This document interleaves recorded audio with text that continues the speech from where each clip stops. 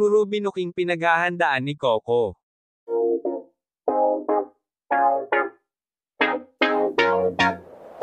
Kinumpirma ni Ruro Madrid na nagkita sila for the first time ni Coco Martin kamakailan at siya mismo ang lumapit dito para magpakilala.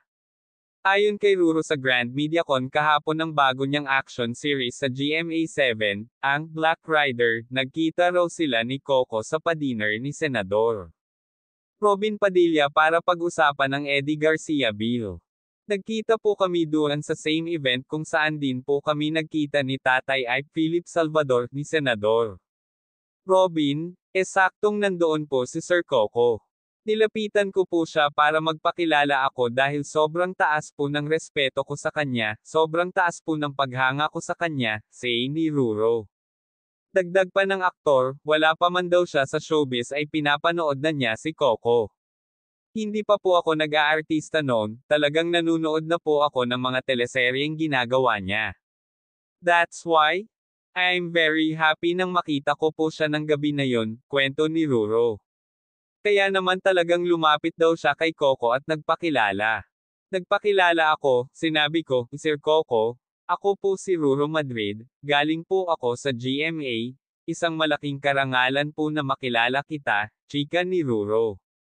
Ang sagot lang niya sa akin, ano ka ba?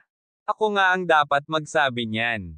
Malaking karangalan na makilala kita, pinapanood kita sa GMA, nakikita ko yung mga ginagawa mo, yung mga efforts mo, patuloy ni Ruro.